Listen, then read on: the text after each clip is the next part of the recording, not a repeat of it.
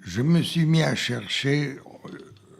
La région devait être le Proche-Orient. C'est là que l'agriculture a été inventée, dans la région du croissant fertile, comme on appelle, et que aussi les animaux ont été domestiqués en premier dans cette région. Donc dans cette région, il m'a fallu une tribu traditionnelle, de nouveau, les traditions, les habits, tout.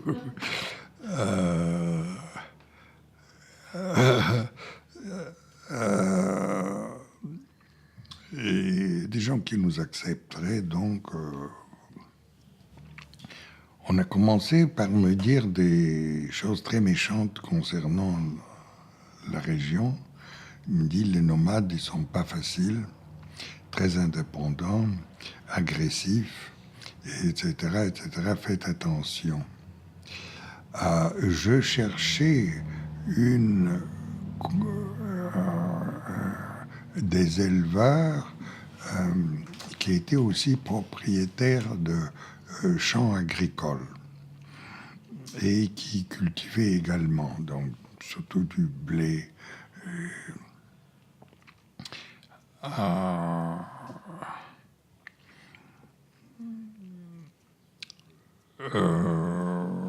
Et qui était en relation aussi avec une ville. Parce que avec l'invention de l'agriculture et l'élevage apparaît l'urbanisme, première ville.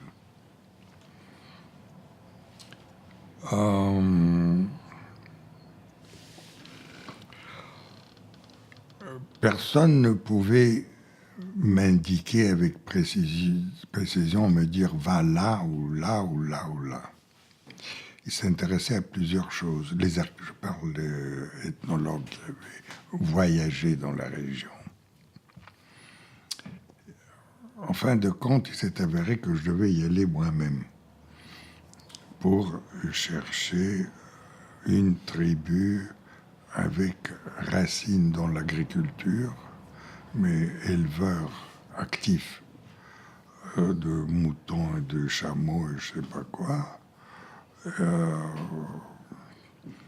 Et aussi avec lien avec le bazar le plus proche. Et si possible sous le contrôle de l'État, de la police. Parce qu'on peut montrer aussi l'origine de l'État dans ce cas. L'État, il naît de l'irrigation.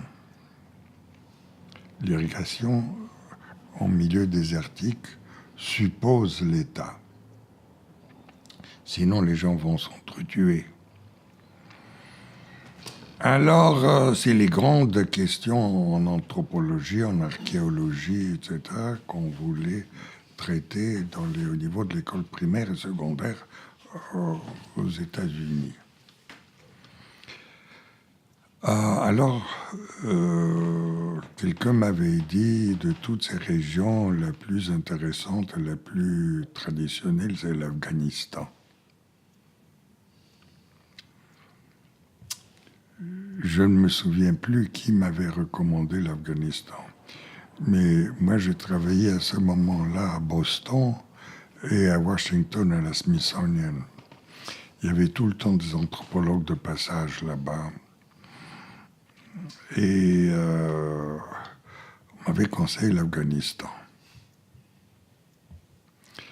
Alors, j'obtiens un visa pour l'Afghanistan et me voilà à l'aéroport de Kaboul. Il y avait un aéroport à l'époque déjà. C'était l'époque très pacifique du roi Zahir. c'était un royaume à l'époque.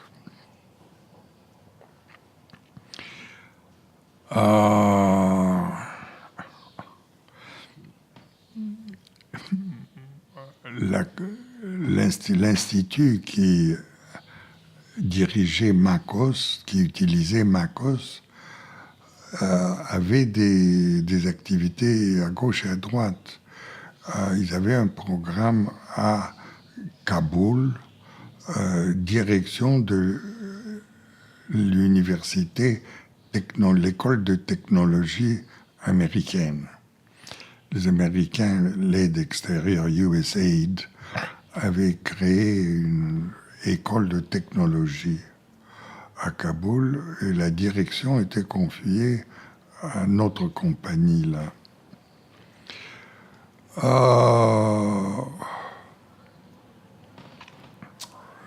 Je me présente chez eux et eux, ils me trouvent un très bon interprète.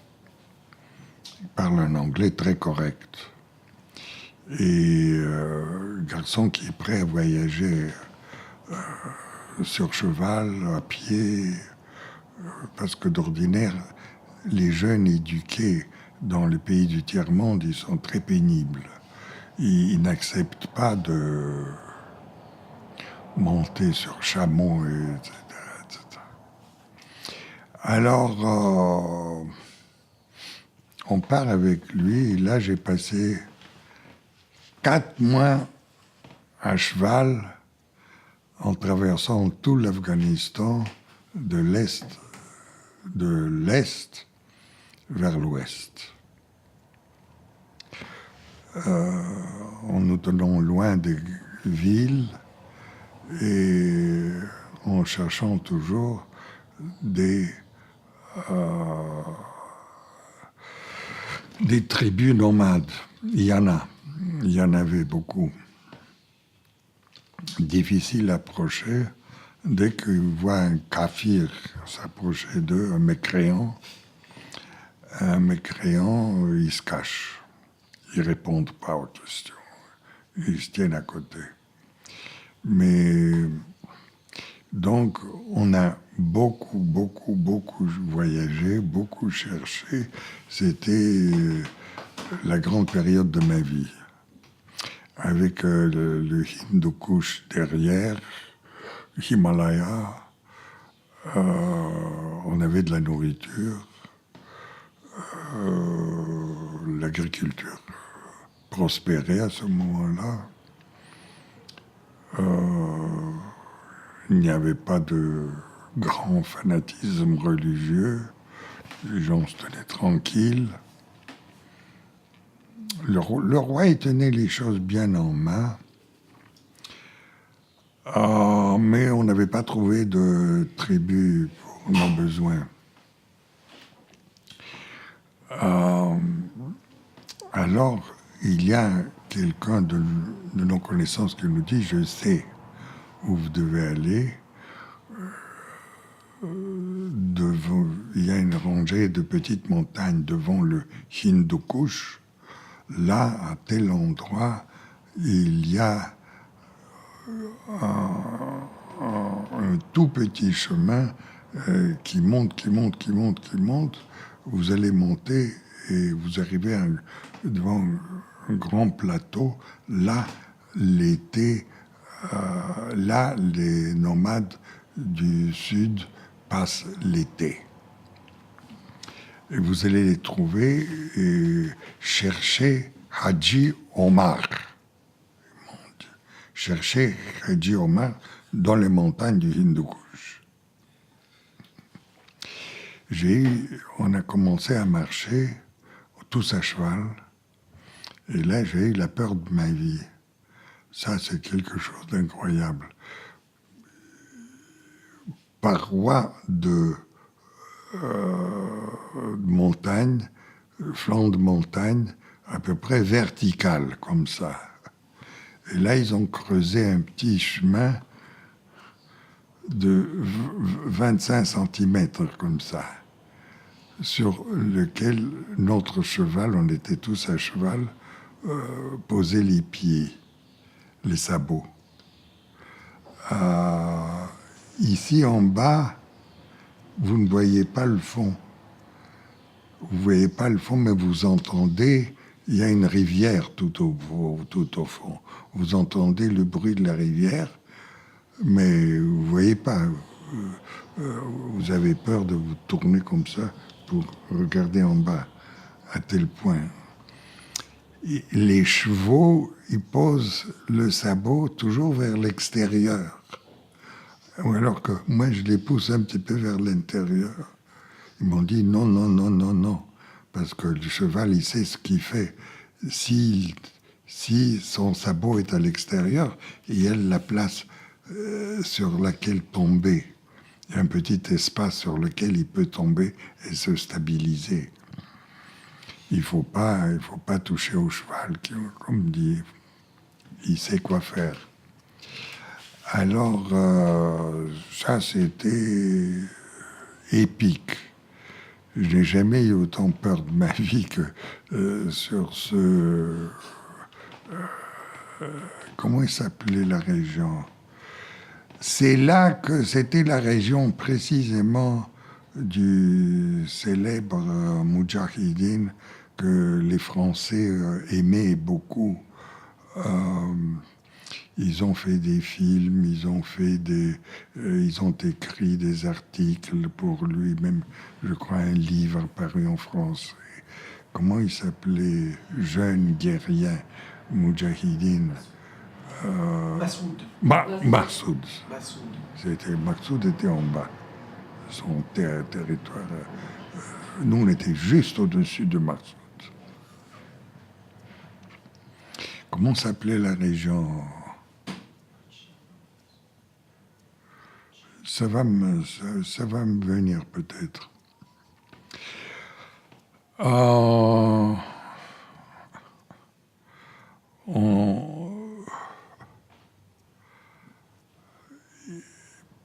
Petit à petit, on arrive tout en haut et en effet, on découvre le plateau.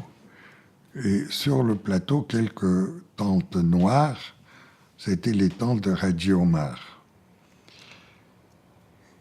Dès qu'ils nous ont vus sortir de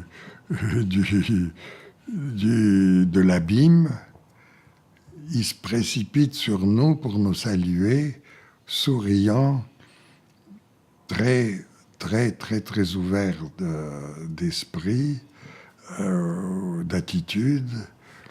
On a été bien reçus. Ils nous ont donné immédiatement du thé. On a bu du thé, on a commencé à bavarder. Il y avait quelqu'un qui connaissait un peu de turc. Moi aussi, je connais un peu de turc. On commençait à se parler. Bref, je suis resté longtemps. Je suis resté... la première fois quand je suis allé, c'est juste quelques jours qu'on est resté sur place. J'ai compris que Hadji Omar était riche. Il avait des terres à Narine. Il avait des terres à Narine. C'était donc un agriculteur, propriétaire terrien, féodal. Exactement ça. Féodal dans le mauvais sens du terme. Et il avait beaucoup de moutons. Un seul troupeau, il avait 500 moutons.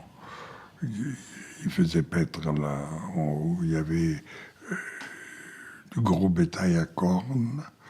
Il y avait des chevaux pour le bouskashi, le jeu à cheval en hiver. Nous l'avons filmé, on va vous montrer ça.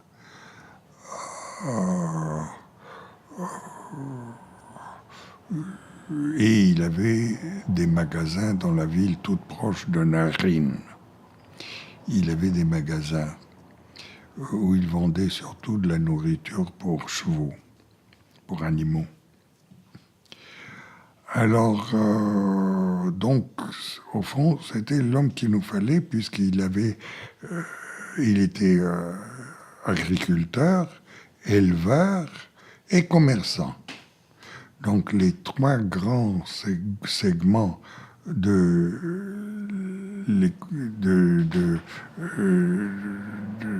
sociétés du Proche-Orient étaient présentes dans un seul homme, en la personne dans ce qui était très très facile, ce qui était très bon pour l'enseignement, parce que les enfants, ils peuvent développer de l'empathie pour Hadji Omar. C'est un brigand. Malgré ses brigandages, dont on ne parlait pas, et la ville de Naryn était très convenable, tout à fait, on dirait, il y a 5000 ans. Il y avait irrigation, il y avait le chef pour le terrain, pour le blé, il y avait tout un système pour se partager l'eau. Parfait, parfait, parfait, parfait. Tout était comme il fallait. Alors, voilà, moi je retourne à Montréal entre-temps pour reprendre mon enseignement. C'était l'été qu'on était là en Afghanistan. Et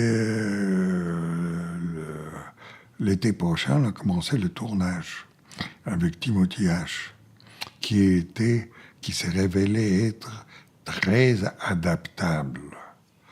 Peut courir, grimper les montagnes comme moi je ne pouvais pas. Il est venu avec sa femme qui filmait les femmes. Là, le tabou de filmer les femmes était total. On n'avait aucun droit à filmer les femmes, excepté si ce n'était une femme. Une femme peut filmer les femmes.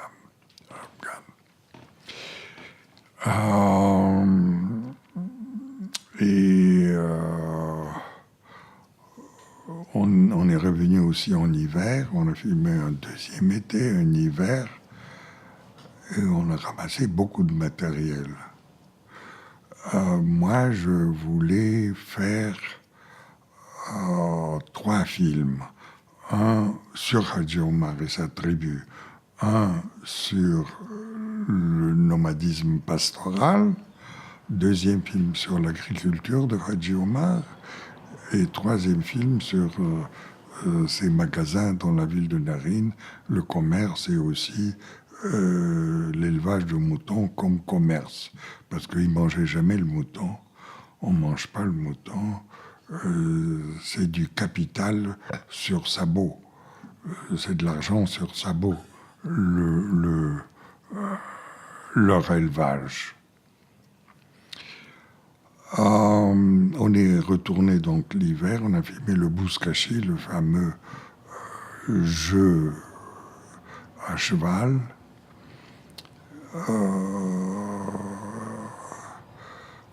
Mais quand le moment du montage est arrivé, je voulais faire donc 3 films séparés, mais liés thématiquement sur le même personnage.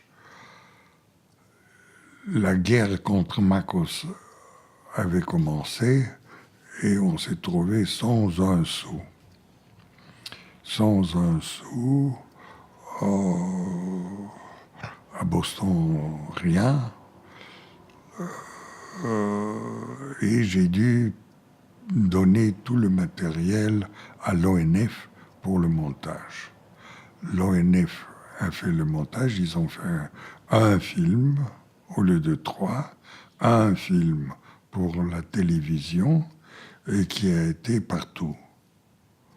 Il a été montré un peu à gauche, à droite, un peu partout. Je ne sais pas si avec les événements en Afghanistan après, s'il a... si il a continué à être...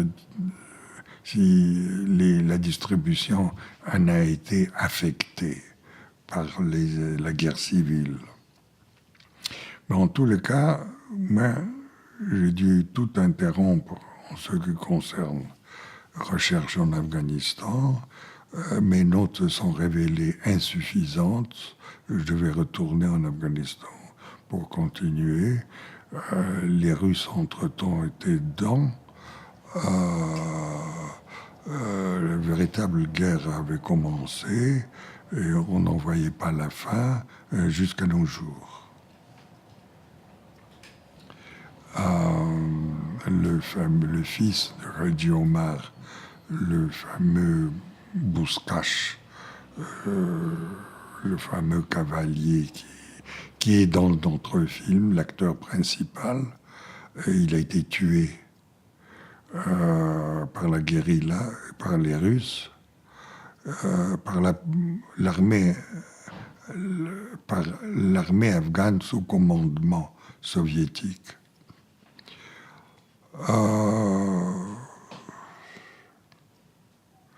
Pays malheureux,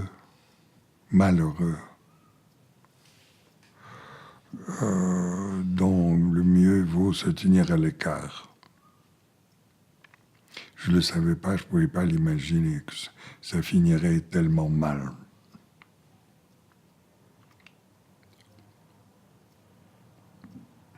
Mais on a fait quelque chose. J'ai rédigé un guide pour le film qui donne l'ethnographie, qui fait l'ethnographie de cette tribu.